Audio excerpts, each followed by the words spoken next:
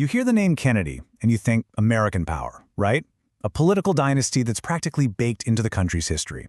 But today we're looking at a totally different kind of influence. We're talking about Kerry Kennedy, Robert F. Kennedy's daughter, who carries this massive historical weight, but is forging a legacy that's way less about the White House and way more about global justice. Okay, let's get into it. And this slide right here, it just lays out the whole story perfectly. On one side, you have that traditional path, the run for office, the electoral power that defined her family for a generation. But on the other side, that's her path. She's using her influence, not in the halls of Congress, but on the front lines of human rights, building a powerhouse for advocacy, not for politics.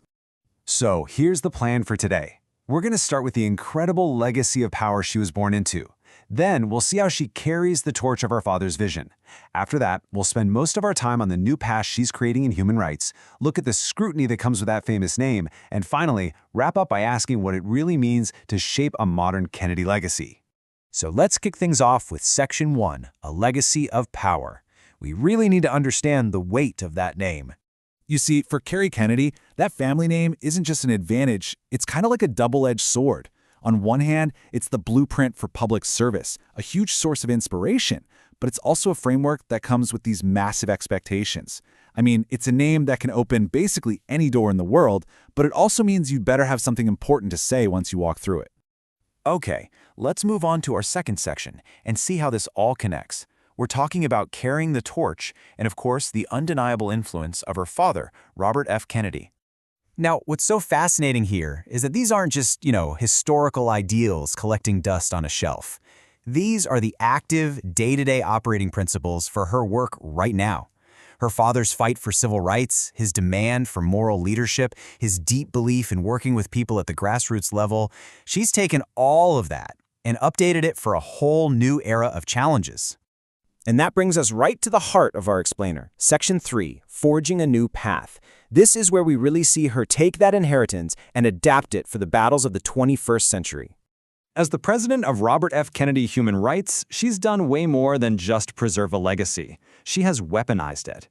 Seriously, the organization has become this global powerhouse that doesn't just write reports. No, they actively sue people, they advocate, they give critical support to journalists and activists in places where just speaking out could get you killed.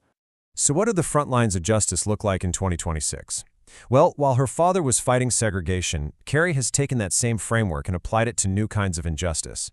Her focus is on the most urgent issues of today: the fight for climate justice, defending our digital privacy, and tackling the existential threat that misinformation poses to democracy itself.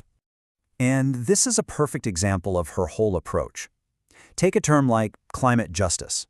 For her, this isn't just about saving polar bears, it's about saving people.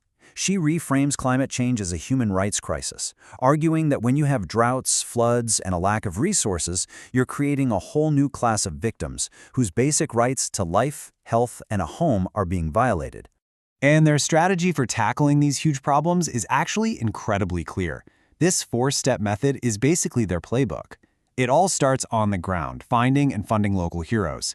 Step 2 is using their massive global platform to make those local stories impossible for the world to ignore. Then, they partner with powerful institutions, and that grassroots energy finally turns into real, actual policy change. It's a model for turning outrage into real outcomes. But her vision goes way beyond just the fights of today. A huge piece of her strategy is investing deeply in the next generation. Through her educational programs, she's not just teaching about human rights, she's building a global network of young leaders, making sure this movement for justice can last, can adapt, and is ready for the challenges we haven't even seen yet. All right, let's pivot to our fourth section, influence and scrutiny. Because look, with a name like Kennedy, every single success is going to be viewed through a lens of privilege and access. So we have to look at the name versus the actual impact. And the debate really boils down to this. The critics will argue that her platform is just an inherited privilege, that she's only prominent because of her last name. But her supporters push back hard, pointing to a concrete track record of getting things done: activists freed from prison, journalists protected, powerful companies held accountable, all stuff achieved far away from the spotlight. And Kennedy's own response to all this is really telling. When she says, progress requires sustained effort from many stakeholders, she's making a strategic move. She's deflecting the personal credit. The whole point is, she uses her platform to shift the focus away from herself and onto the entire movement, arguing that real change is never about one famous person, but about the hard work of many. Which brings us to our final section, shaping a modern legacy. What does this whole new approach actually mean for the future of the Kennedy story? I mean, just look at this timeline. It gives you such a powerful snapshot of the family's evolution.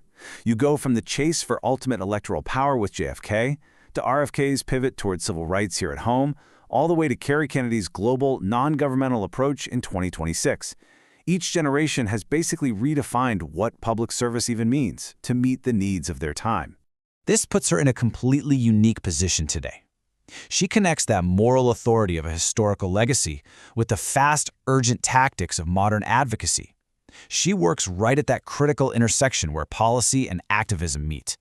And maybe most importantly, she uses the power of her name not for herself, but to amplify the voices of people who the world would otherwise never hear. So we end with this question. Is Kerry Kennedy the most influential Kennedy of our time? And thinking about that forces us to redefine what influence even is. Is it about holding the highest office? Or is it about building a decentralized global network for justice that can outlast any single political career?